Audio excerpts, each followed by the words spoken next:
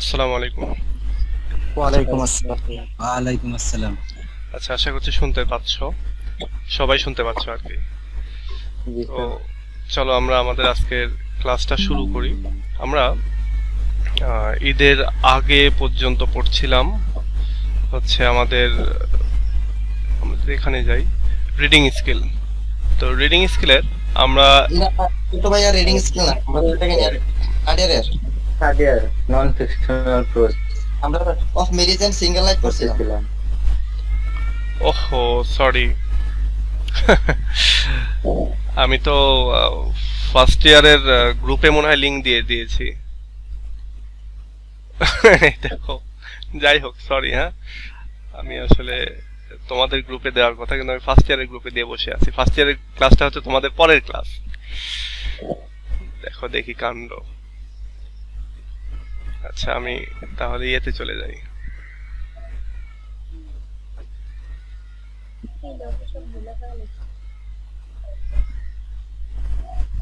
আমরা পড়ছিলাম হচ্ছে নন ফিকশনাল প্রোজ, তাই না?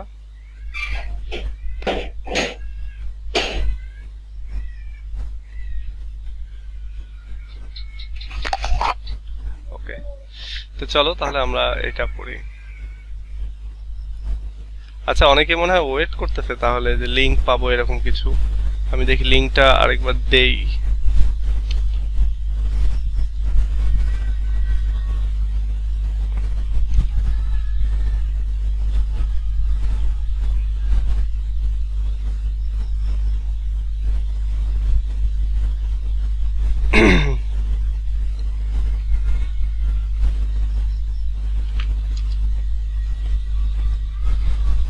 ওকে,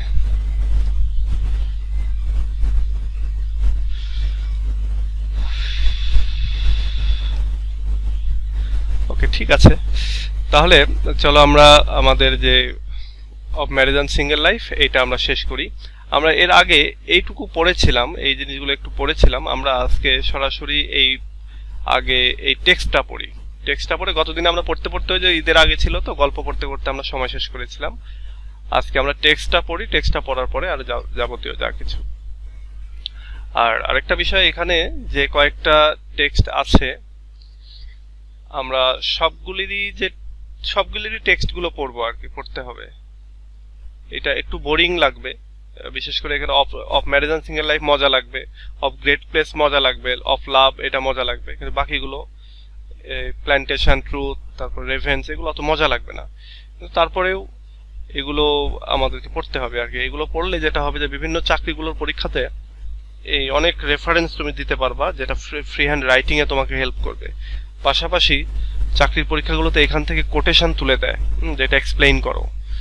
তখন বিশেষ করে যে অফ গ্রেট প্লেস এবং ম্যারেজ অ্যান্ড সিঙ্গেল লাইফ এই দুটা থেকে খুব বেশি আসে, আর অফ রেভেন্স থেকে একটা আসে আর কি। তো এই জন্য এগুলোর ব্যাপারে একটু সচেতন হয়ে পড়তে হবে। তো চলো আমরা অফ ম্যারেজ অ্যান্ড সিঙ্গেল লাইফটা মানে আবারও পড়ি।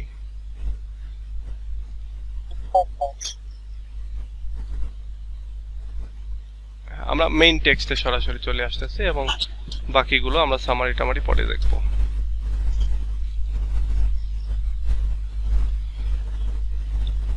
ওকে, দেখো মেইন টেক্সটে যেটা বলতেছে সেটা হচ্ছে যে he that hath wife and children had given hostages to fortune, for they are impediments to great enterprises either of virtue or mischief। বলা হচ্ছে হি দ্যাট, এখানে দ্যাট দিয়ে হি এর পরে হু দিলে বেশি ভালো হতো, তাই না? তবে এখানে হি দ্যাট দিয়েছে, আগেকার ইংলিশটা হয়তো বা এইভাবে ইউজ করা হতো সেই হিসাবে।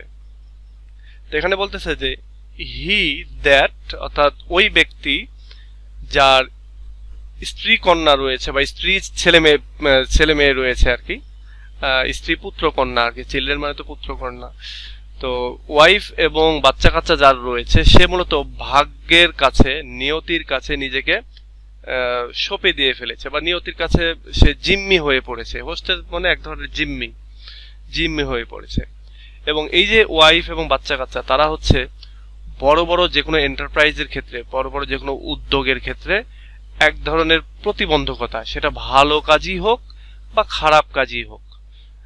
এটা একটু বোঝার বিষয় আছে এই কথাটা। এক কথায় এরকম যে ধরো তোমার ওয়াইফ আছে, তোমার বাচ্চা কাচ্চা আছে, তুমি একটা ভালো কাজ করতে যাচ্ছ। ধরো তুমি জনগণের জন্য রাজনীতি করতে যাবা, বাংলাদেশের রাজনীতির এখন এই অবস্থা, জনগণের রাজনীতি করতে যাবা, এটা একটা ভালো দিক।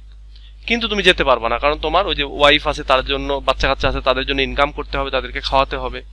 তোমার যদি খাওয়ানোর ইয়েও না থাকে, তারপরে তারা তোমাকে টেনে ধরবে। কারণ আপনি যদি ইয়েতে যান, পলিটিক্স করতে যান, বলা তো যায় না, আপনার উপরে আপনাকে মেরেও ফেলতে পারে। তখন আমাদের কি হবে? আমরা তো ইয়াতিম হয়ে যাব। এই যে কথাবার্তা, এর জন্য তুমি ভালো কাজ করতে পারবা না। এবার মিসচিপটা কি? তুমি খারাপ কাজও করতে পারবা না। যখন তুমি তোমার বাচ্চা কাচ্চা আছে, ওয়াইফ আছে, তখন তুমি একটা খারাপ কাজ করতে গেলে, দেশদ্রোহী কোনো কাজ করতে গেলে, তোমার মনে হবে যে আচ্ছা আমি যদি এই কাজটা করি আমাকে তো ধরবে, পাশাপাশি আমার ওয়াইফ, বাচ্চা কাচ্চা বা আমার ফ্যামিলিকেও শেষ করে ফেলবে।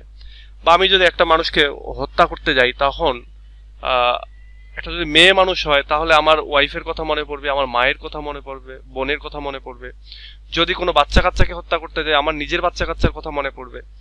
তো এক কথায় তুমি খারাপ কাজ এবং ভালো কাজ দুটাই করতে পারবা না যদি তোমার ওয়াইফ এবং বাচ্চা কাচ্চা থাকে। তারা এক ধরনের প্রতিবন্ধকতার সৃষ্টি করে। Certainly the best works and the greatest merit for the public have proceeded from the unmarried or childless men, which both in affection and means have married and endured the public. বলছে নিশ্চিতভাবেই জনকল্যাণমূলক যে কোনো কাজ, এগুলো হচ্ছে অবিবাহিত লোক যারা রয়েছে তাদের দ্বারা, অথবা যে সমস্ত লোকের বাচ্চা কাচ্চা নাই, বিয়ে করেছে কিন্তু বাচ্চা কাচ্চা নাই, বাচ্চা কাচ্চা হয়নি, তাদের দ্বারাই সম্ভব হয়ে থাকে। এবং হুইচ বোথ ইন অ্যাফেকশন, এটা মানুষ অনেক সময় জনগণের প্রতি ভালোবাসা থেকেও করে থাকে। And means have married endowed to public. এবং আরেকটা বিষয় আছে যে অনেকে আছে যে জনগণের জন্য ভালো কাজ করতে গিয়ে সারাটা জীবন উৎসর্গ করে দেয়, পাবলিকদের উদ্দেশ্যে নিজেকে উৎসর্গ করে দেয়, এবং এমনকি বিয়ে শুদ্ধ করে না, এরকম লোকও আছে। তো এখানকার ব্যাপারটা এরকম যে যারা বিয়ে করেনি, তার মানে কি তার এনাফ টাইম আছে, তার হয়তো ওরকম বিজনেস করা লাগে না, চাকরি বাকরি করা লাগে না, বা চাকরি বাকরি করার পরে হলেও সেই লোকটা কি হয়, অনেক টাইম দিতে পারে। তোমরা যারা বিয়ে করোনি কিন্তু চাকরি বাকরি করো, দেখবা 5টা বা 6টা তুমি অফিস থেকে বের হওয়ার পরে পরের দিন পর্যন্ত তোমার অনেক টাইম। এবং তুমি 6টায় অফিস থেকে বের হওয়ার পরে, আমি যে ঢাকা শহরের উদাহরণ দেই বা যে কোনো শহরের উদাহরণ দেই, তাহলে অফিস থেকে বের হওয়ার পরেও তখন থেকে তুমি রাত 10টা 12টা পর্যন্ত তুমি বাহিরেই থাকতে পারবা। তোমার বন্ধু বান্ধব বা যদি কোনো চ্যারিটি ওয়ার্ক বা অন্যান্য কোনো কাজগুলো করে থাকো জনগণের জন্য, সেগুলো তুমি খুব সুন্দরভাবে করতে পারবা। তোমাকে কেউ বলবে না বাড়িতে আসো, বাচ্চা কাঁদতেছে, বাচ্চাকে দেখতে হবে, বাচ্চাকে টাইম দিতে হবে, এরকম কিছু নাই। সুতরাং যেই ব্যক্তির বাচ্চা কাচ্চা নাই সেই ব্যক্তি বড় বড় কাজ করতে পারে। আরেকটা জিনিস, যখন তোমার বাচ্চা কাচ্চা ওয়াইফ থাকবে না, তখন তুমি তোমার নিজের জীবনের অতটা মায়া কাজ করবে না, এবং তুমি অন্যের উদ্দেশ্যে ঝাঁপিয়ে পড়বা, অন্যকে বাঁচানোর জন্য, অন্যের ইয়ের জন্য ঝাঁপিয়ে পড়বা। তখন তোমার দ্বারা বড় বড় কাজ সম্ভব। বাট যদি স্ত্রী বা বাচ্চা কাচ্চা থাকে, তখন তুমি এই কাজগুলো আর করতে পারবা না। এবং এই জন্য যেটা হয় যে এই কাজগুলো, বড় বড় এই কাজগুলো মানুষ করে থাকে অনেক সময় মায়া বা অ্যাফেকশনের জন্য এই কাজটা করে থাকে, জনগণের উদ্দেশ্যে একটা মায়া কাজ করে। আবার অনেক সময় যেটা হয় যে অনেক মানুষ রয়েছে যারা ভালো কাজ করতে গিয়ে বা পাবলিকদের উদ্দেশ্যে কাজ করতে গিয়ে অনেক সময় আছে সারা জীবন অবিবাহিতই থেকে যায়। আচ্ছা, yet it were great reason that those that have children should have greatest care of future times, onto which they know they must transmit their dearest pleases. বলা হচ্ছে যে yet it were greatest reason, তারপরেও এটা একটা বড় কারণ, that those that have children, যাদের বাচ্চা কাচ্চা রয়েছে সেই সমস্ত লোকগুলোর ক্ষেত্রে বলতেছে যে তবু এটা একটা বড় কারণ যে যাদের সন্তানাদি রয়েছে তাদের ভবিষ্যৎ সম্পর্কে অনেক কেয়ারফুল থাকতে হয়, বা ভবিষ্যতের অনেক ভবিষ্যৎ সময় বা ভবিষ্যৎ বিষয়ে অনেক যত্নশীল হতে হয়। এবং onto which they know they must transmit, এবং তারা একটা বিষয় অবশ্যই জানে যে তারা তাদের যে প্রিয় জিনিসগুলি সেটা অবশ্যই অন্য কারো কাছে ন্যস্ত করতে হবে, বা উত্তরাধিকার থাকলে তার কাছে দিয়ে যেতে হবে, ট্রান্সমিট করতে হবে, বা কিছু অঙ্গীকার থাকে ওয়াইফ বা বাচ্চা কাচ্চাদের প্রতি, সেগুলো তাকে ফুলফিল করতে হয়।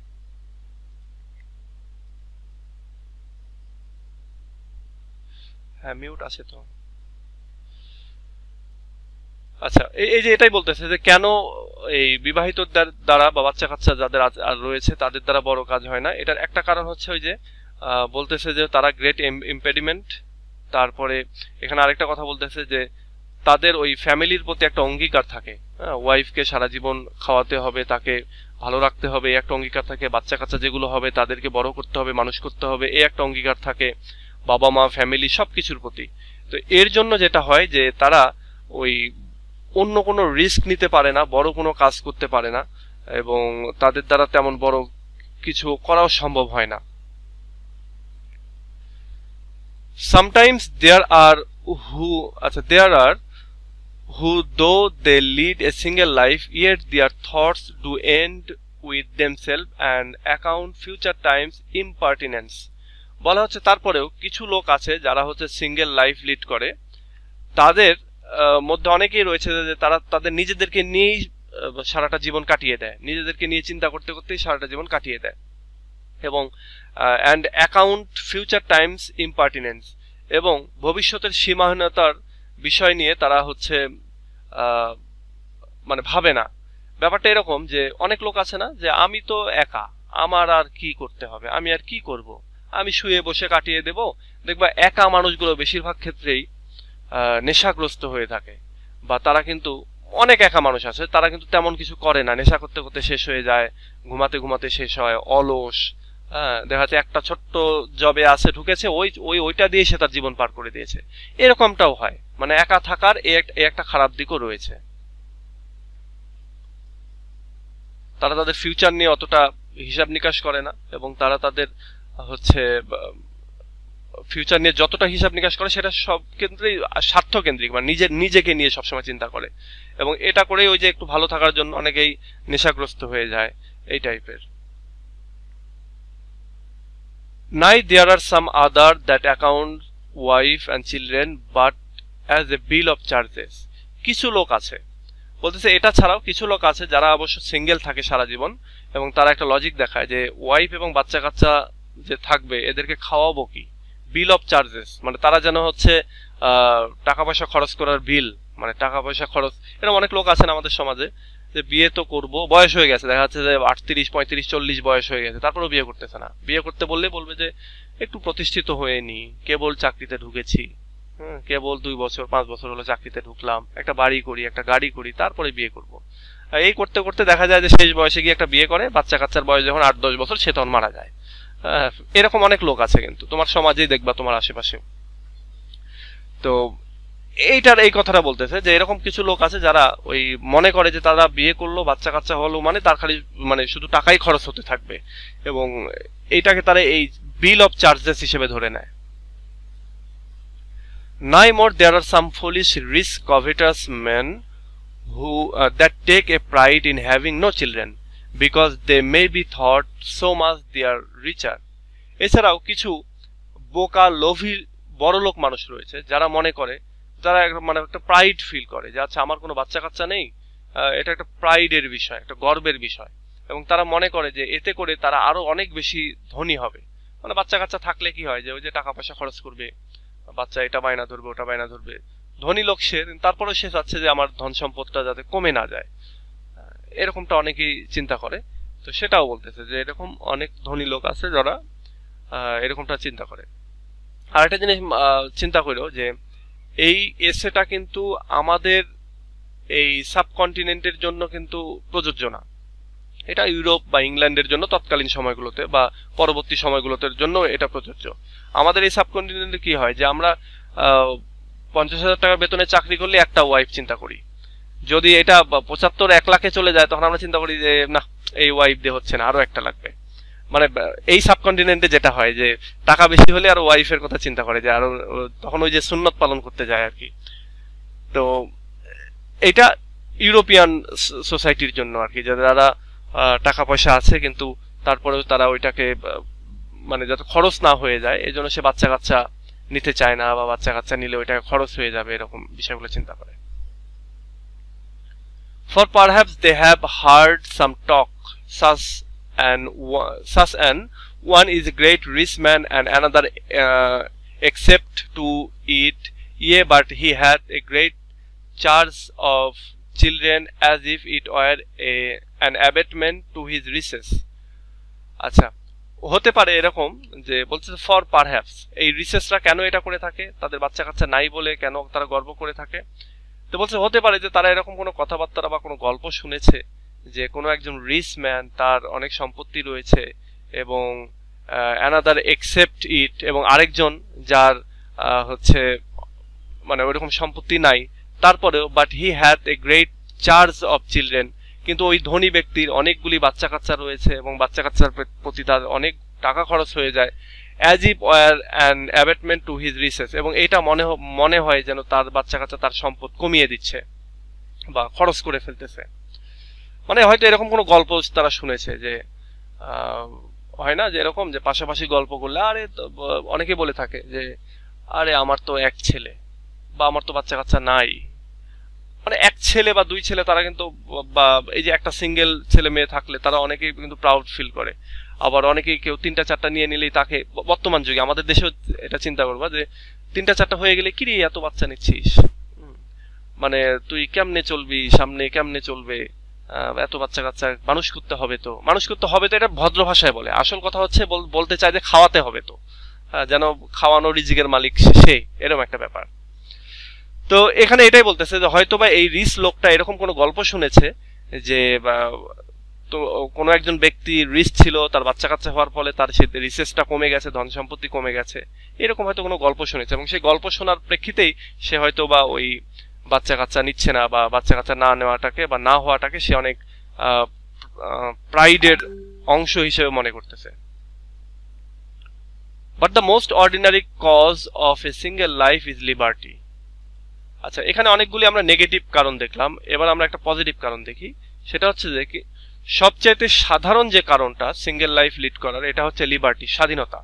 অনেক মানুষ আছে যে আমি তো বাচ্চা কাচ্চা বা ওয়াইফ বা বিয়ে করলেই তো শৃঙ্খলিত হয়ে যাব, ওই যে অফিস থেকে বের হয়ে রাত 12টা পর্যন্ত বাইরে থাকতে পারবো না, তারপরেও বিভিন্ন অনুষ্ঠান আসবে, একটু ট্যুরে যাব, এটা সেটা যাব, তখন কি করতে হবে, শ্বশুর বাড়ি গিয়ে বসে থাকতে হবে, ঘুমাতে হবে আর খাইতে হবে। তো এইটাকে অনেকে কিন্তু অপছন্দ করে। ইনফ্যাক্ট শুধু এটা না, যারা বিয়ে করেছে, বিয়ে করার পরে কিন্তু তারা আবার এই জিনিসটাকেই বলে যে না, কোনো স্বাধীনতা নাই, ওই ওই যে কথা শুনতে হয়, কথা শুনে শুনে চলতে হয়, তারপরে বাচ্চাদেরকে টাইম দিতে হয়, ঈদের সময় একটু ঘুরবো বন্ধু বান্ধব নিয়ে, কি করতে হচ্ছে, শ্বশুর বাড়িতে গিয়ে বসে থাকতে হচ্ছে একা একা।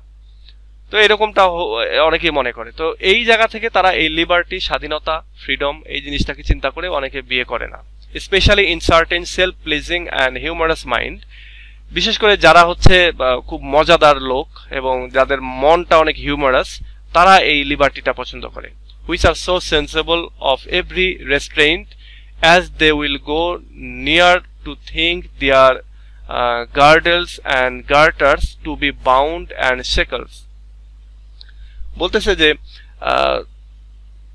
এই সিঙ্গেল লাইফ লিড করার কমন একটা অর্ডিনারি একটা কারণ হচ্ছে স্বাধীনতা হচ্ছে চায় মানুষ, এবং যে সমস্ত লোক নিজে নিজে অনেক মানে মজায় থাকতে চায় বা অনেক হিউমারাস মাইন্ডেড, তারা কোন রকম মানে সেন্সিবল অফ এভরি রেস্ট্রেইন, তারা প্রত্যেকটা বাধা বিপত্তির ব্যাপারেই তারা একটা রিয়াকশন দেখায়, কোন রকমের বাধা বিপত্তি তারা পছন্দ করে না। ইনফ্যাক্ট তারা তাদের যে মাজায় বেল্ট এবং গলায় যে হচ্ছে পড়তে হয়, ওই যে কি বলে এটাকে, গলায় টাই পড়তে হয়, এটাকেও অনেকে বন্ডস অ্যান্ড শেকলস হিসেবে চিন্তা করে, যে মাজায় কেন বেল্ট পড়তে হবে আর গলায় কেন টাই পড়তে হবে, এটা অনেকটা শিকলের মতো, এটা অনেকটা বাধার মানে বেঁধে ফেলার মতো। তো এইটাকে অনেকে পছন্দ করে যারা হচ্ছে এই ফ্রি উইলের, তারা ওই সাধারণ কোনো বন্ধনী, সাধারণ কোনো রেস্ট্রিকশন, সেটাকেও তারা অনেক এইটাতেও অনেক সেন্সিবল হয়ে পড়ে এবং তারা অনেক রিয়াক্ট করে। তারা সব ক্ষেত্রেই স্বাধীনতা চায়। এবার দেখো অনেক গুরুত্বপূর্ণ একটা, এই কোটেশন গুলো মুখস্থ রাখতে হবে। এই কোটেশনটা, এগুলোই কোটেশন, এই কোটেশন এইগুলোকে মুখস্থ রাখতে হবে। এইটা এগুলো কোটেশন হিসেবে মুখস্থ রাখতে হবে। দেখো এখানে বলতেছে যে unmarried men are best friends, best masters, best servant. বলতেছে যে সমস্ত মানুষ অবিবাহিত তারা বেস্ট ফ্রেন্ড হয়ে থাকে, মানে তোমার যে সমস্ত বন্ধু অবিবাহিত বিয়ে করেনি এখনো, দেখবা যে কোনো প্রয়োজনে তাকে যখন তখন তুমি ডাকলেই পাচ্ছ, রাতে 1টা 2টা 10টা 12টা সকাল দুপুর সবসময় তাকে পাচ্ছ। তাহলে বেস্ট ফ্রেন্ড হিসেবে কাজ করবে, তোমার দুঃখে দুর্দিনে এসে ঝাঁপিয়ে পড়বে। বেস্ট মাস্টার, যে সমস্ত মাস্টার প্রভু বা হচ্ছে সমাজের উচ্চবিত্ত শ্রেণী যাদের বাচ্চা কাচ্চা নাই, ওয়াইফ নাই, তারা দেখবা তাদের ধন সম্পত্তি মানুষের উদ্দেশ্যে বিলিয়ে দিচ্ছে। হ্যাঁ, তো এই দিক দিয়ে বলা হচ্ছে তারা বেস্ট মাস্টার। তারা তাদের অধীনস্থ কর্মচারী কর্মকর্তা তাদের সাথে খুব ভালো ব্যবহার করে। তাদের দেখা যাচ্ছে একটু এদিক সেদিক হলো, এই নে 10,000 টাকা, ঈদ সেলিব্রেশন কর, বা এই নে তোর মেয়ের বিয়ে, এই নে 20,000 টাকা, এই নে 50,000 টাকা, এরকম করবে তারা, কারণ তারা বেস্ট মাস্টার হয়ে থাকে। বেস্ট সার্ভেন্ট, হ্যাঁ, ওই সমস্ত লোক যাদের ওয়াইফ নেই, বাচ্চা কাচ্চা নেই, তারা খুব ভালো চাকরিজীবী হতে পারে, বা হচ্ছে চাকর হতে পারে বাড়ির।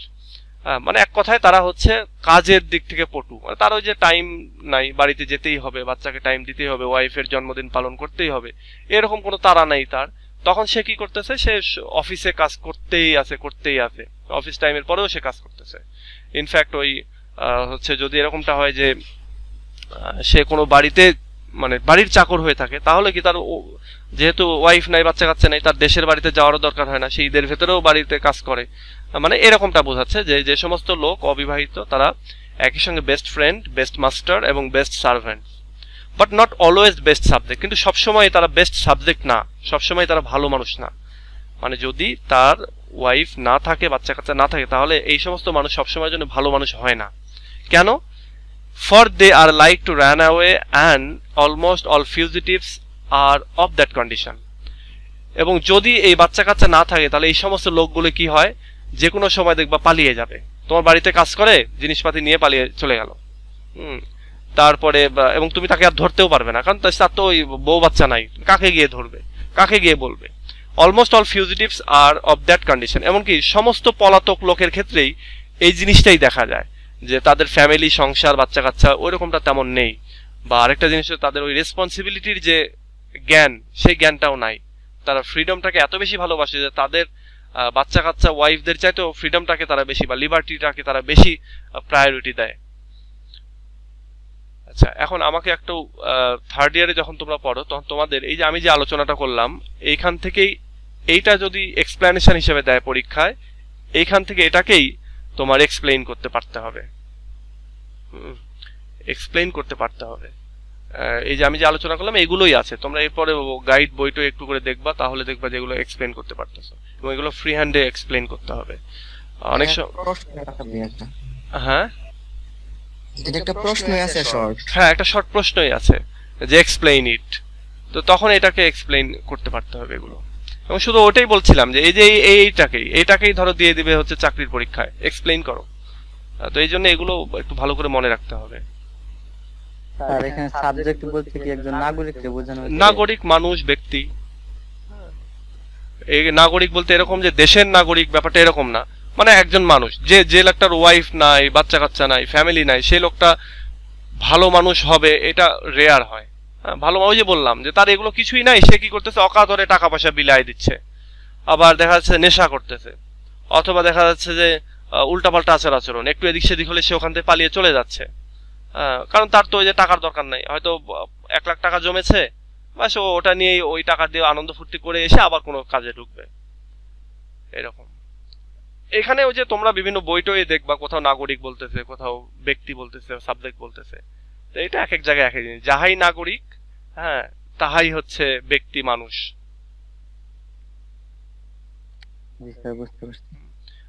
ধরো এরকমের ব্যাপারটা এরকম হতে পারে যে নাগরিক হিসেবে সে সুবিধার লোক নয়, বা ব্যক্তি হিসেবে সে সুবিধার লোক নয়, বা মানুষ হিসেবে সুবিধার নয়, ওই একই জিনিস।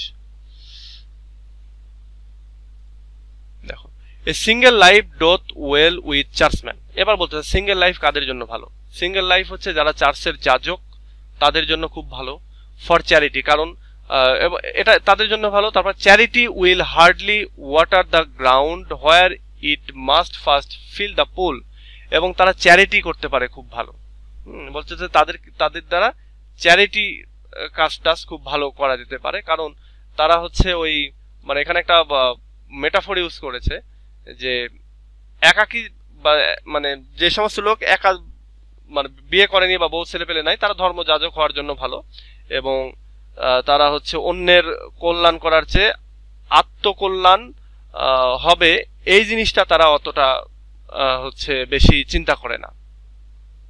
এই যে হার্ডলি বলতে কম, water the ground where it must first fill a pool, এটা একটা হচ্ছে তোমার বলতে পারো একটা ফ্রেজের মতো, যেটার মানে হচ্ছে অন্যের কল্যাণ কামনা করা আত্মকল্যাণকে বাদ দিয়ে, হ্যাঁ, মানে অন্যকে নিয়ে চিন্তা করা। তো বলা হচ্ছে যে সমস্ত লোক এই সিঙ্গেল লাইফ লিড করে তারা, আমরা ইনফ্যাক্ট জানি যে ক্রিশ্চিয়ানিটিতে যারা যা হচ্ছে পোপ, যা তারপর যাজক বা নান, তাদের ক্ষেত্রে কি আছে, বিয়ের ব্যাপারটাতে একটা রেস্ট্রিকশন আছে, তো তারা বিয়ে করতে পারবে না।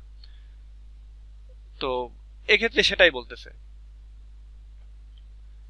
it is indifferent for judges and magistrates, for if they be facile or corrupt, you shall have a servant 5 times worse than a wife। বলতেছে যে এইটা আবার এটা চার্চম্যানদের জন্য সিঙ্গেল লাইফটা ভালো, এটা বলতেছে। বাট এটা যদি জাজ হয়ে থাকে, কোনো একটা বিচারক অথবা কোনো একটা ম্যাজিস্ট্রেট যদি বিচারক হয়ে থাকে, তখন কি হয় বলতেছে এটা তাদের ক্ষেত্রে আলাদা আর কি, আলাদা বিষয়। এখানে ইনডিফারেন্ট মানে উদাসীন, এখানে উদাসীন বলতে তাদের ক্ষেত্রে এই বিষয়টা আর কি কোনো আসে যায় না, মানে বিচারক এবং ম্যাজিস্ট্রেটদের বেলায় বিয়ে করা বা না করা এই বিষয়টা নিয়ে আর কি তেমন কোনো বিষয় না আর কি। এবং এটা বলতেছে যে if they be facile and corrupt, যদি তারা হচ্ছে করাপ্টেড হয়ে থাকে, দুর্নীতি পরায়ণ হয়ে থাকে এবং ফ্যাসাইল হয়ে থাকে, অর্থাৎ সহজে প্রভাবিত হয় কারো দ্বারা, তাহলে you shall have a servant 5 times worse than a wife. বলছে তাহলে এই সমস্ত লোকগুলি একটা ওয়াইফ থাকা চাইতে যদি সিঙ্গেল থাকে তারা আরো বেশি খারাপ হয়। মানে এক কথায় যে যদি জাজ এবং ম্যাজিস্ট্রেটের বিষয়টা হয়ে থাকে তাহলে তাদের ওয়াইফ থাকুক বা না থাকুক এটা কোনো বিষয় না, কিন্তু যদি তারা করাপ্টেড হয়ে থাকে তাহলে তার ওয়াইফ থাকুক বা না থাকুক তারা আসলে মানে 5 গুণ বেশি খারাপ। হ্যাঁ, যদি তারা দুর্নীতি পরায়ণ হয়ে থাকে এবং সহজেই যদি হচ্ছে প্রভাবিত হয় তাহলে তারা আরো মানে 5 গুণ বেশি অন্যায় করতে পারে, সেক্ষেত্রে তাদের বাচ্চা কাচ্চা থাক বা না থাক। এবার আসতেছে সোলজারদের ক্ষেত্রে, মানে যোদ্ধা যারা। For soldiers I find the generals commonly in their hortative put men in mind of their wives and children, and I think the despising of marriage amongst the Turks, মানে তুরস্কের লোকজন আর কি, Turk's make the vulgar soldier more base. বলতেছে সোলজারদের ক্ষেত্রে, সৈন্যদের বেলায় আমি একটা জিনিস দেখেছি, এখানে আমাদের স্পিকার বলতেছেন যে যারা হোর্টেটিভস যারা রয়েছে, অর্থাৎ তারা যারা হচ্ছে কি বলে এটা লড়াই করার পূর্বে আর কি।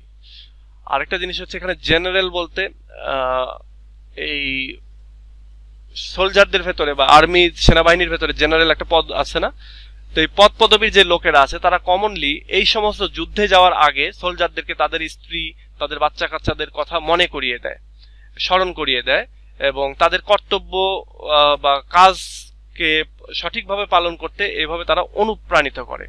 এবং আমাদের স্পিকার বলতেছেন যে আমার মনে হয় এই বিয়ের ব্যাপারটা, I think the despising of marriage amongst the Turks, বলতে চাই যে বিয়ের ব্যাপারে যে একটা অনীহা এটা টার্কিশ যোদ্ধাদের ভেতরে সবচেয়ে বেশি, এবং এর কারণেই তারা হচ্ছে সবচেয়ে খারাপ টাইপের হচ্ছে সোলজার। মানে তারা যে কোনো কাজ করতে আর কি একটুকু কুণ্ঠাবোধ করে না, এবং কি যুদ্ধক্ষেত্রে তারা অনেক ভালো করে, অর্থাৎ ওই সময়টাতে তারা যুদ্ধক্ষেত্রে ভালো করতেছিল, সেটার কথা বলতেছে। যে বিয়ের ব্যাপারে যে তাদের একটা অবজ্ঞা, তাদের হচ্ছে মানে বিয়ে করে না, এর কারণেই তারা হচ্ছে এত বেশি নিষ্ঠুর হয়ে থাকে, এটা বলতেছে।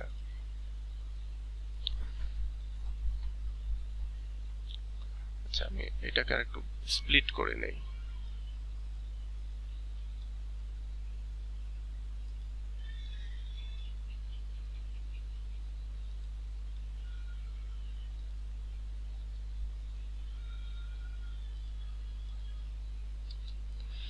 এবার দেখো, certainly wife and children are a kind of discipline of humanity. বলছে মানবতার ক্ষেত্রে যদি কোনো মানুষের বাচ্চা কাচ্চা থাকে এবং ওয়াইফ থাকে তাহলে এটা অবশ্যই তাকে একটা ডিসিপ্লিনের ভেতরে নিয়ে আসে। তোমার বাচ্চা কাচ্চা নাই, একটা একটা তুমি একটা সোসাইটি চিন্তা করো, একটা দেশ চিন্তা করো যেখানে স্ত্রী নাই, সন্তান সন্ততি নাই, এইরকম একটা সমাজ কেমন হয়? অমানবিক হয়ে থাকে না? তো এটাই বলতেছে যে নিশ্চিতভাবে স্ত্রী এবং বাচ্চা কাচ্চা এটা মানুষকে মানবিক হতে শেখায় বা মানবতার গুণাবলী অর্জন করতে শেখায়, বা তাকে নিয়ম কানুন থেকে শুরু করে সবকিছুই মেনটেন করতে শেখায়। এখানে ডিসিপ্লিন বলতে হচ্ছে ডিসিপ্লিন অফ হিউম্যানিটি বলতে মানবতা আর কি, মানবতার শিক্ষা, মানবতার শিক্ষা শেখায় আর কি। And a single man, though they may be many times more charitable because their means are less exhaust, yet on the other side they are more cruel and hard-hearted, good to make several inquisitors, because their tenderness is not so oft called upon. বলতেছে যে যদি কোনো single মানুষ হয়ে থাকে, মানে যার বাচ্চা কাচ্চা নেই, ওয়াইফ নেই, এরকম মানুষ যদি হয়ে থাকে, তো বলছে though they may be many time more charitable, বলছে এই সমস্ত লোক যদিও অনেক চ্যারিটেবল হয়, অনেক দাতব্য হয়, মানুষকে অনেক হেল্প করতে পছন্দ করে, কিন্তু তারপরেও because their means are less exhaust, বলছে যেহেতু তাদের মানে তারা শেষ হয়ে গেলে, নিঃশেষ হয়ে গেলে, তারা মারা গেলে কোনো কিছু আসে যায় না, সেহেতু অন্য দিক দিয়ে চিন্তা করলে তারাও আবার অনেক বেশি ক্রুয়েল, নিষ্ঠুর হয়ে থাকে এবং শক্ত হৃদয়ের মানুষ হয়ে থাকে। কারণ তাদের টেন্ডারনেস, তাদের যে হৃদয়ের যে দয়া মায়া মহানুভবতা, এগুলোকে আসলে কল করার তারা ওইরকম সময় পায় না। মানে ব্যাপারটা হচ্ছে এটা একটা প্র্যাকটিসের বিষয়, দয়া মায়া মমতা এটা একটা প্র্যাকটিসের বিষয়। এটা যদি কেউ না চর্চা করে তাহলে একটা সময় কিন্তু আর থাকে না। অনেক মানুষ আছে না যে বাচ্চা কাচ্চা বা ওয়াইফ এদের প্রতি অতটা দয়া মায়া দেখায় না, নিষ্ঠুরভাবে তাদেরকে প্রহার করে, মারধর করে, তাদের জন্য বাজার হাট করা, এটা সেটা সাংসারিক দায়িত্ব পালন করা, এগুলো করে না। এর কারণ হচ্ছে যে ওই যে তোমার ওই বাচ্চা কাচ্চা বা এগুলোর ব্যাপারটা সে ছোটবেলা থেকে ওরকমটা দেখেনি, ওইরকম ভাবে প্র্যাকটিস করাটা দেখেনি, বা এমনকি সেও হয়তো ওরকম আদর যত্ন ওরকমটা পায়নি। বিপরীতটাও থাকে, তবে বেশিরভাগ ক্ষেত্রে এটা হয় আর কি। তুমি ছোটবেলা থেকে যে আচরণটা পাবা, বড় হওয়ার পরে তুমিও ওই একই আচার আচরণ তোমার নেক্সট জেনারেশনের উপরে তুমি ইয়ে করতে পারবে আর কি। তো এটাই বলতেছে যে স্ত্রী ও সন্তান সন্ততিরা মূলত মানুষকে মানবিক হতে শেখায়, এবং যারা হচ্ছে সিঙ্গেল লাইফ লিড করে, সিঙ্গেল পুরুষ যারা, তারা তাদের মধ্যে পরোপকারী হয়ে ওঠার যে বিষয়টা, গুণটা, এটা দেখা যদিও থাকে, কিন্তু তারপরেও তাদের হচ্ছে সম্পদ থাকা সত্ত্বেও আর কি। এখানে মিনস বলতে আরেকটা জিনিস হচ্ছে তাদের সম্পদ। হ্যাঁ, তাদের প্রচুর সম্পদ থাকে এবং সম্পদগুলি ফুরায় না, লেস এক্সজস্ট, তাদের সম্পদগুলিও ফুরায় না, এবং তারপরেও তারা অনেক বেশি মাস্টার মানে নিষ্ঠুর হয়ে থাকে এবং অনেক শক্ত হৃদয়ের মানুষ হয়ে থাকে। এবং এটার একটা কারণ হচ্ছে যে তাদের হৃদয়ের যে টেন্ডারনেস, এটা প্রকাশ করার তেমন কোনো মানে প্র্যাকটিস গ্রাউন্ড তারা পায়নি বলতে পারো। ক্রিকেট খেলার আগে যদি তুমি প্র্যাকটিস না করো, প্র্যাকটিস গ্রাউন্ড না পাও, তাহলে কি তুমি ওরকমটা ভালো খেলতে পারবা? 100 জন লোককে নিয়েও যদি ট্রাই করাও, 100 জন মিলে 100 রান করতে পারবে এমন কোনো গ্যারান্টি আছে? যে কোনোদিন প্র্যাকটিস করেনি, ব্যাট ধরেনি, আর হচ্ছে প্র্যাকটিস করেছে এরকম 10 জন গিয়ে 300-400 রান করে ফেলতেছে, তাই না?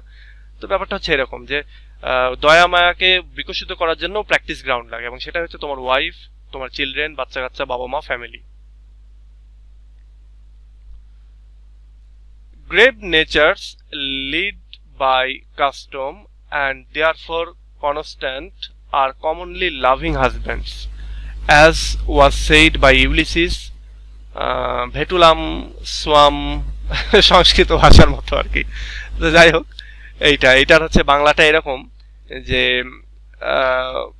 তিনি মানে আমাদের যে ইউলিসিস, তিনি হচ্ছে তার বৃদ্ধা স্ত্রীকে বেছে নিয়েছিলেন ওই অমরত্ব, ইমর্টালিটিকে বাদ দিয়ে। এখানে দেখো ইমর্টালিটি আছে, ইমর্টালিটি অমরত্বকে ছেড়ে দিয়ে তিনি পারসুয়েট করেছিলেন হচ্ছে তার ওয়াইফের।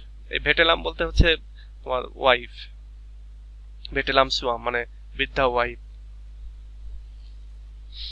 তো বলছে গ্রেভ নেচারের যারা হয়ে থাকে, গম্ভীর প্রকৃতির যে সমস্ত মানুষ, লেড বাই কাস্টম, যারা হচ্ছে রীতিনীতি, প্রথা, সংস্কার, এগুলো যারা সর্বক্ষণ মেনে চলে, দেয়ারফর কনস্ট্যান্ট, এর ফলে তারা অনেকটাই কনস্ট্যান্ট হয়ে থাকে, মানে সীমাবদ্ধ হয়ে থাকে, তারা অনেক কিছুকেই বিচার বিশ্লেষণ করে, অনেক কিছু হুটহাট সিদ্ধান্ত নেয় না। এই সমস্ত লোকগুলি কি হয়, আর কমনলি লাভিং হাজব্যান্ড, অর্থাৎ গ্রেভ নেচারের যে লোকগুলি তারা খুব লাভিং হাজব্যান্ড হয়ে থাকে। অর্থাৎ যে সমস্ত হাজব্যান্ডরা তোমাদের মানে ওয়াইফদেরকে বেশি ভালোবাসে তারা ম্যাক্সিমামই হচ্ছে গ্রেভ নেচারের হয়ে থাকে। আর ফুটুং ফাটুং যারা বেশি বেশি বলে যে আমি তোমাকে ভালোবাসি, এই করি সেই করি, এই গিফট দিচ্ছে ওটা সেটা, মানে খুব বেশি মাত্রায়, যেটা সেখানে বুঝবা যে সেখানে কোনো সমস্যা আছে, বা এখন সমস্যা না থাকলেও ভবিষ্যতে গিয়ে সমস্যাটা তৈরি করবে বা তৈরি হবে। কিন্তু যারা শুরু থেকে গ্রেভ নেচার তারা হয়তো অত প্রকাশ করে না, কিন্তু তারা আসলে ওয়াইফকে বেশি ভালোবাসে বা লাভিং হাজব্যান্ড হয়ে থাকে, সেটা বলতেছে। এইটা গিয়ে যারা মেয়েরা আছো হাজব্যান্ডের ভিতরে এটা সিক করতে পারো আর কি, যে তোমার হাজব্যান্ড গ্রেভ নেচারের কিনা। যদি ফুটুং ফাটুং হয়ে থাকে তাহলে বলবা যে এই তুমি একটু গ্রেভ নেচারের হও। আচ্ছা, এখানে এই তথ্যটা আমাদের কাছে একটু ভুল মনে হচ্ছে না, যে ইউলিসিস সে তার ওয়াইফকে বেছে নিয়েছিল অমরত্বের জন্য, অমরত্বকে ছেড়ে কি ওয়াইফকে বেছে নিয়েছিল, নাকি আমরা ইউলিসিস কবিতায় জানি যে সে বরং অমরত্বের জন্য তার ওয়াইফকে, তার ছেলে যেটা টেলিমেকাস না, হ্যাঁ টেলিমেকাসই মনে হয় তার নাম, তাকে বাদ দিয়ে সে আবার হচ্ছে সমুদ্র অভিযানে যেতে চেয়েছিল। এখানে ইউলিসিস দিয়ে বলতে পারো যে সাধারণ পুরুষদেরকে বোঝাচ্ছে আর কি। এবার দেখো আরেকটা খুব সুন্দর একটা line, chaste women are often proud and forward as presuming upon the merit of their chastity।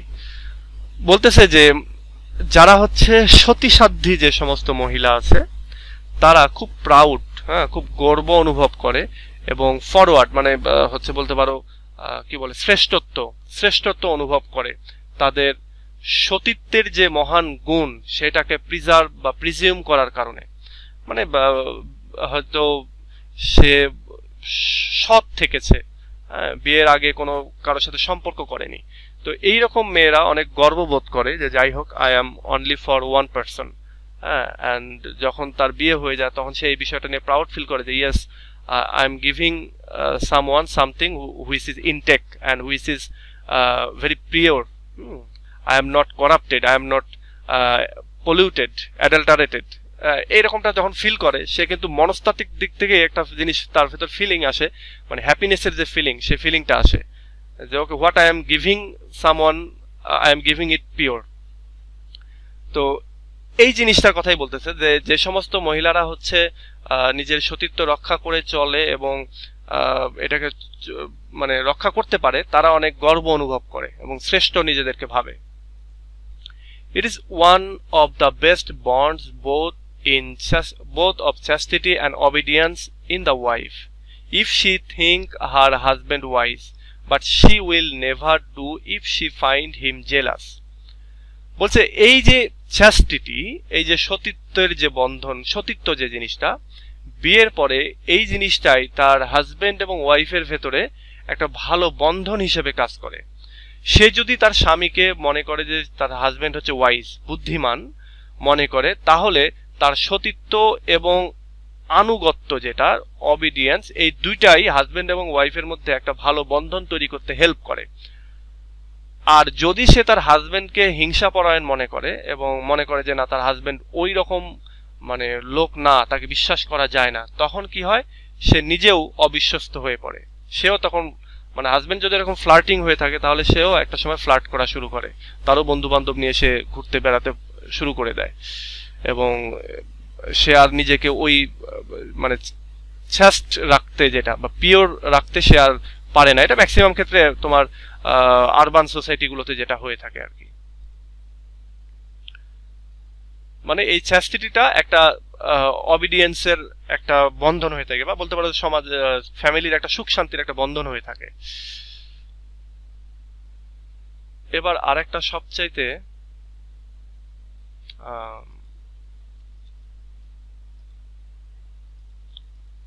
আমি একটু স্প্লিট করে নিই, স্প্লিট করলে পড়তে শান্তি লাগে আর কি, ভাল লাগে, নইলে সেন্টেন্সগুলো অনেক বড় বড় মনে হয়, একটু কেমন বোঝা বোঝা লাগে।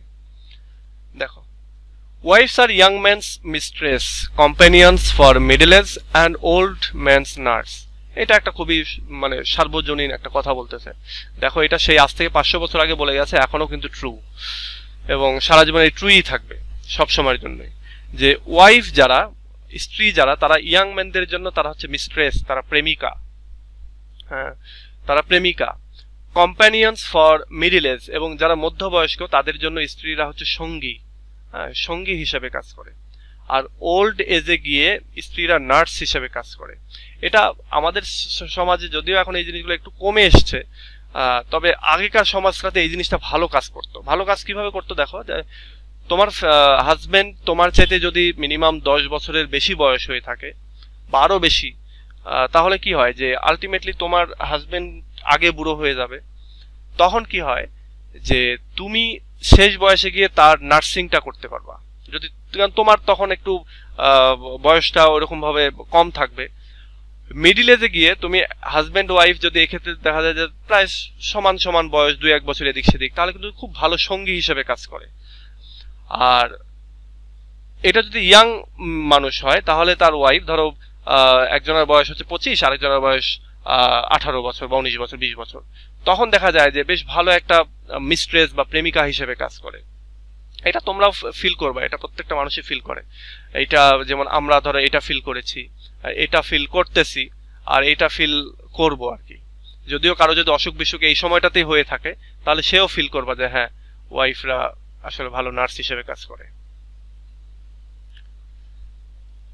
তো এটাও হচ্ছে কোটেশনের জন্য খুব গুরুত্বপূর্ণ।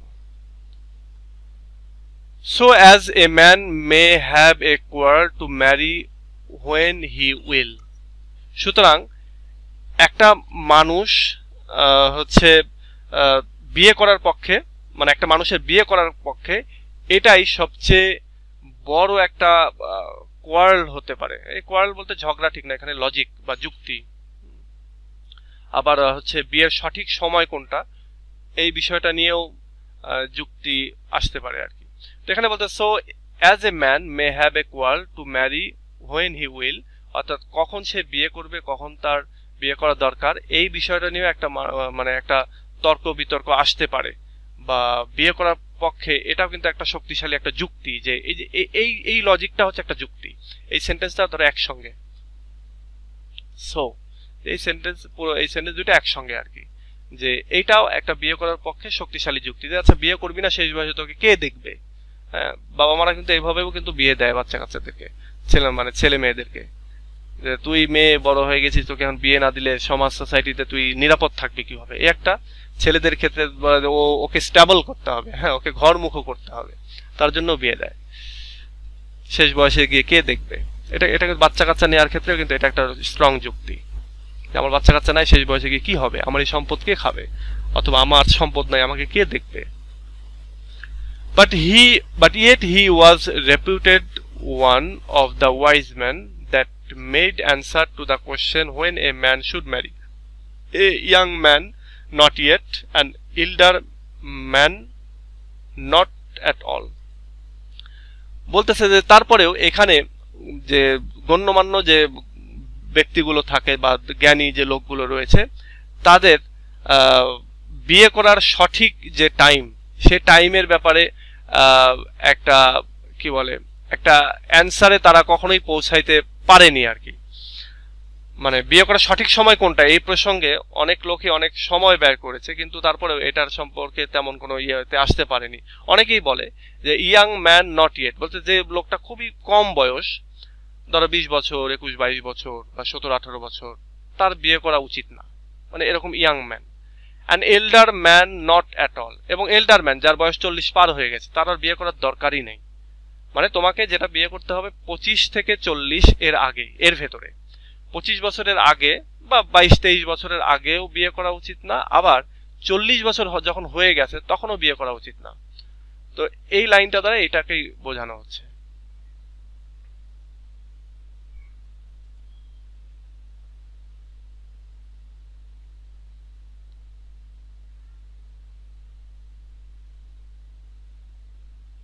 এখানে একজন লোককেও আর কি বোঝানো হচ্ছে, যে একজন বিখ্যাত লোক, তিনি বিয়ে করার সঠিক বয়স কোনটা সে সম্পর্কে বলেছেন, এবং এই ব্যাপারে তিনি বলেছেন যে খুব কম বয়সেও বিয়ে করা উচিত না, বেশি বয়স হয়ে গেলেও বিয়ে করা উচিত না। তো তো এখানে তোমরা যখন এক্সপ্লেনেশন পড়তে যাবা তখন দেখবা যে খুব কম বয়স বলতে ওই 20, 22, 23 বছরের আগে বোঝাচ্ছে, আবার 40 বছরের পরে বোঝাচ্ছে। এবার আসো, it is often seen that bad husbands have very good wife, whether it be that it raises the price of their husband's kindness when it comes, or that the wives take a pride in their patience. বলা হচ্ছে যে এটা অনেক সময় দেখা যায় যে বাজে যে সমস্ত হাজবেন্ড, খারাপ যে সমস্ত লোক, তাদের স্ত্রীরা খুব ভালো হয়ে থাকে। বলছে ওয়েদার ইট বি, এটার কারণ যেটাই হোক না কেন, যখন তারা ভালো আচার আচরণ হচ্ছে করে, স্ত্রীরা তখন তাদের স্বামীদেরকে খুব প্রশংসা করতে থাকে, স্বামীদের কাইন্ডনেসের প্রশংসা করে, আমার স্বামী খুব দয়ালু, এটা সেটা, এরকম খুব প্রশংসা তার কাছ থেকে বের হয়। কিংবা যদি দেখা যায় হাজবেন্ড খারাপ, তখন তারা কি করে যে ধৈর্য ধারণ করে থাকে এবং তারা তাদের ধৈর্যের গুণাবলীটা শো করে। মানে এক কথায় খারাপ লোকদের অনেক সময় এটা দেখা যায় যে খারাপ লোকদের খুব ভালো ওয়াইফ হয়ে থাকে। তারা যখনই একটু ভালো আচরণ করে তখনই কিন্তু ওই ওয়াইফগুলো তার হাজবেন্ডের প্রতি খুবই অবিডিয়েন্স দেখায় এবং তার হাজবেন্ডের বিষয়গুলো নিয়ে সে তোমার মানুষের কাছে গল্প করে যে তার হাজবেন্ড খুব ভালো ব্যবহার করতেছে বা করে, মানে তারা অনেক প্রাউড ফিল করে। আবার যদি দেখা যায় যে না, তার হাজবেন্ডকে অনেক বুঝিয়ে সোজানোর পরেও তাও ভালো হচ্ছে না বা হয়নি, তখন তারা ধৈর্য ধারণ করে, ধৈর্যের গুণাবলীটা তখন তারা শো করে। এই গুড ওয়াইফ যারা আর কি, মানে আধুনিক যুগের ওয়াইফরা কি হয় যে ছেড়ে দিয়ে চলে যায়।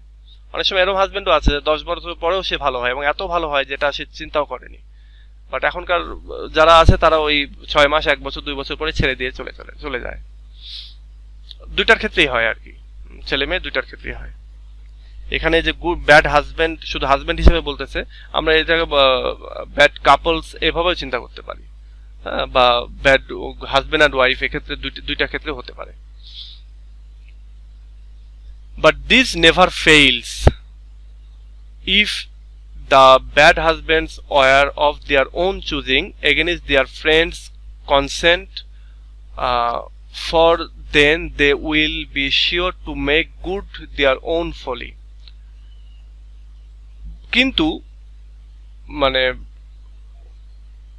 পরিবার পরিজন বা হচ্ছে আত্মীয় স্বজন, বন্ধু বান্ধব, পিতামাতা, এদের ইচ্ছার এগেনিস্টে গিয়ে যারা হচ্ছে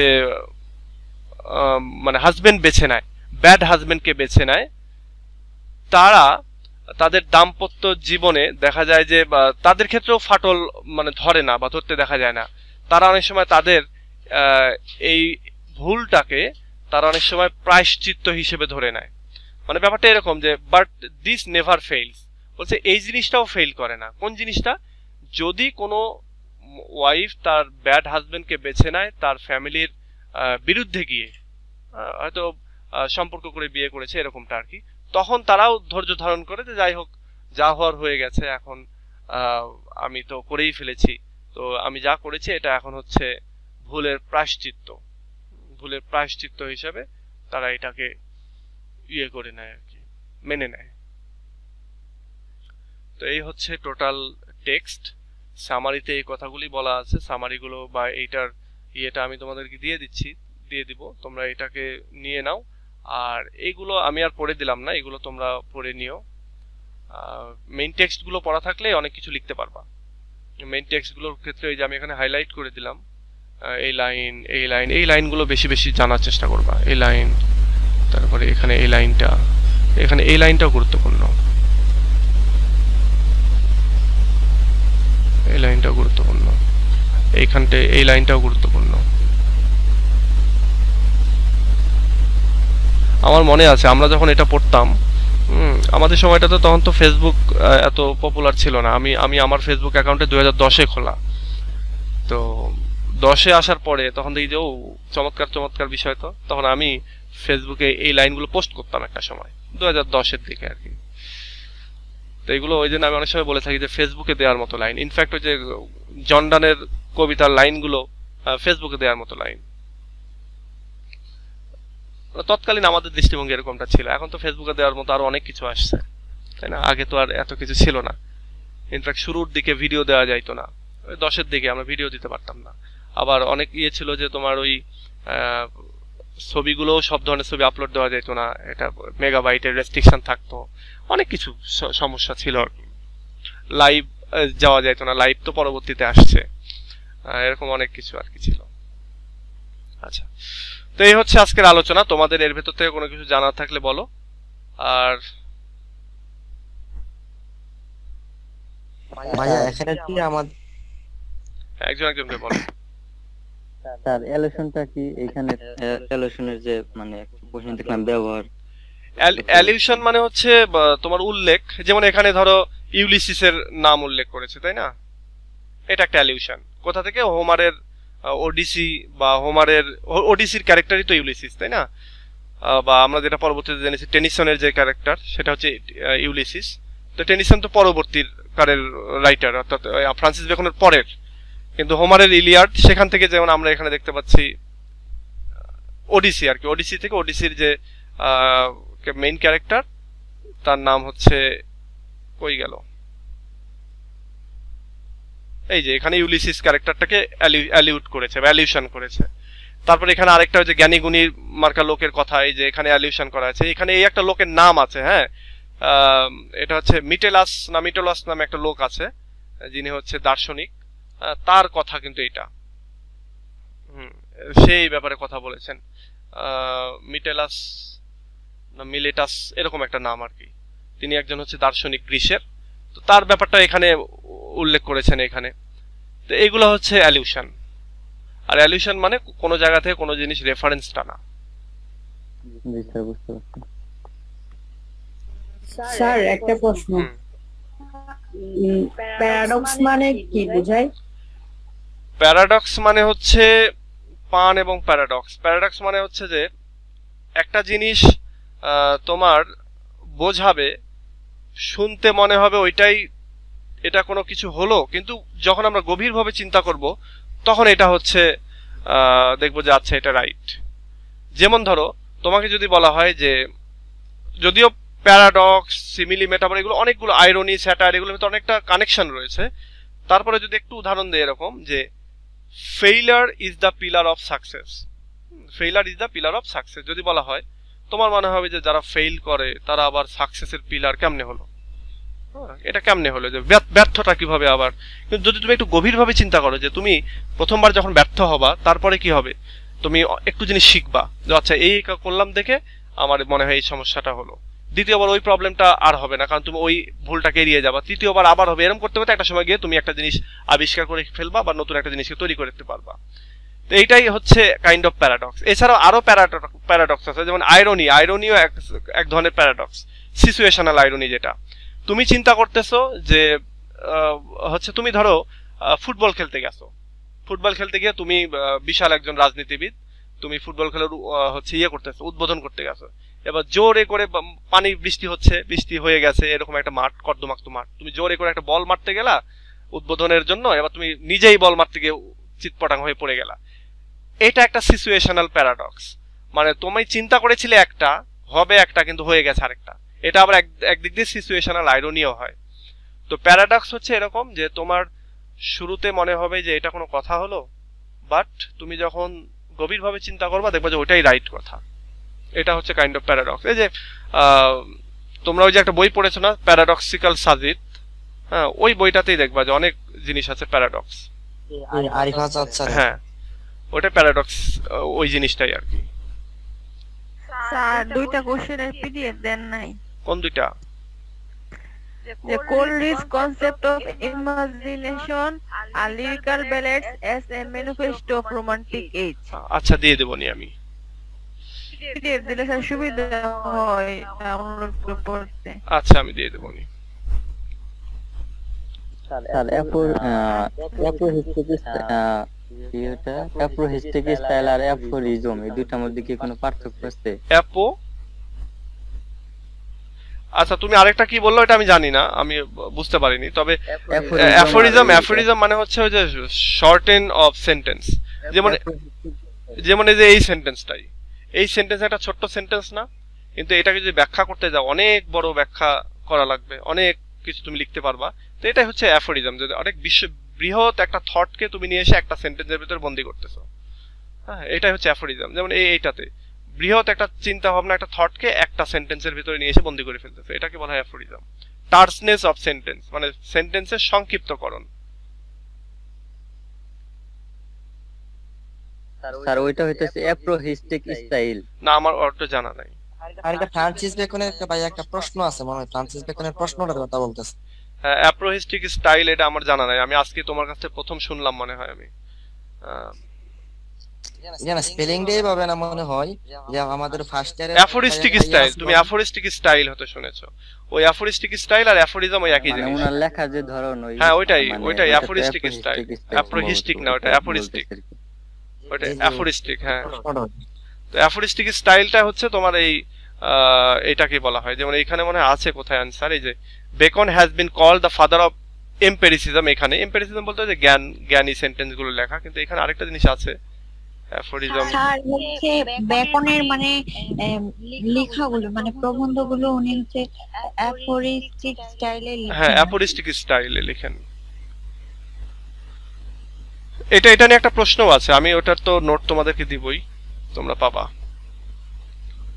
আর বেকনের হচ্ছে প্রবন্ধগুলো মানে লেখাগুলো অনেক ছোট ছোট হয়, যেমন অফ স্টাডি। হ্যাঁ, মানে লেখা খুব ছোট বাট এগুলার মিনিং কিন্তু অনেক বৃহৎ। হ্যাঁ, এইটাকেই বলে অ্যাফোরিস্টিক স্টাইল আর কি।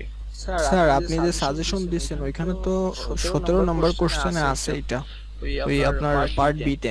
পার্ট বি তে আছে না? হ্যাঁ, ওটা আমি দিয়ে দেবো, ওটা আমি দিব। দেখি ওটা পার্ট বি এর এগুলো অ্যানসার আমি পাবলিশ করতে থাকবো, এই কয়েকদিন পর থেকে এটা শুরু করব আর কি। যদিও ওই অ্যানসার গুলো হচ্ছে নোট আকারে দিব না, ওইটা তোমাদেরকে বোঝার জন্য। ওইটা হয়তো বা আমি চ্যাট জিপিটি ইউজ করব, অথবা আমি হয়তো আমার বই থেকে বিভিন্ন বই থেকে রেফারেন্স দেব, এভাবে আমি ইউজ করে ওই অ্যানসার গুলো দেবো আর কি। স্যার আর একটা হচ্ছে আপনি তো 7টা হচ্ছে সাবজেক্টের সাজেশন দিয়েছেন। হ্যাঁ, যে এই একটা ভিক্টোরিয়ান পোয়েট্রিটা বাদ আছে। স্যার এই যেগুলো বললেন এগুলা কি শুধু শর্টের জন্য দিবেন মানে পার্ট বি এর জন্য, হ্যাঁ, নাকি ব্রডও? পার্ট বি এর জন্যই দিব, ব্রডের ক্ষেত্রেও কিছু দিব। যেটাকে আমি হ্যান্ড নোট বলতেছি না, ওটাকে আমি বলবো হচ্ছে ডিসকাশন। আমি যখন পোস্ট করে দেবো ওটা আমি বলবো যে এটা ডিসকাশন বা এটা হ্যান্ড নোট, মানে যেটা আমি ওই যে বিভিন্ন এআই দিয়ে জেনারেট করব বা বিভিন্ন বই থেকে 2-4টা সেন্টেন্স নিব, নিয়ে জেনারেট করে ওগুলো আমি দেবো, জাস্ট ওগুলো জানার জন্য, পড়ার জন্য, ফ্রি হ্যান্ড রাইটিং এর জন্য হেল্প করবে। এমনিতে যে লেকচার শিটগুলো দিচ্ছেন বা এই যেগুলো আর কি আজকে পড়াইলেন, এগুলো কি আমরা হ্যান্ড নোট হিসেবে নিব? এগুলো কাইন্ড অফ নোট, এগুলো আমি নেট থেকেই সব নিয়েছি, বিভিন্ন জায়গা থেকে, বিভিন্ন জিনিস থেকে। কোথাও দেখবা যে পুরোটাই একটা ওয়েবসাইটের সাথে মিলতেছে, আবার কোথাও দেখবে যে এই একটু একটু করে মিলতেছে, মানে আমি যেখানে যখন যেটা ভালো পাই সেখান থেকে সেটা নিয়েছি। স্যার যে কোশ্চেনগুলো বই থেকে পড়েছেন এগুলোর কি আবার আলাদা নোট দিবেন? না, যেগুলো আমি নোট দিব সেগুলো তো দিয়েই দিব, নোট দিয়েই পড়াবো।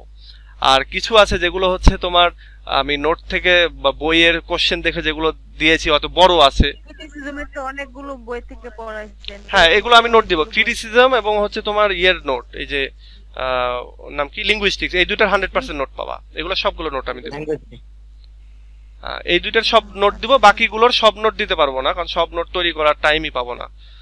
এটা হচ্ছে ক্রিটিসিজম এবং হচ্ছে লিঙ্গুইস্টিক্স এর যে নোট দিবেন, এগুলা কি মানে একেবারে সমস্ত মানে প্রশ্নের অ্যানসার একত্রিত করে আপনি কি প্রশ্নগুলোর অ্যানসার দিবেন? আমি বুঝি নাই, ওই একটা একটা করে নোট দিব আমি। ইনফ্যাক্ট ওই যে লিঙ্গুইস্টিক্স যে কটা পড়াইছি আমি তো নোট দিয়েই মনে হয় পড়াইছি।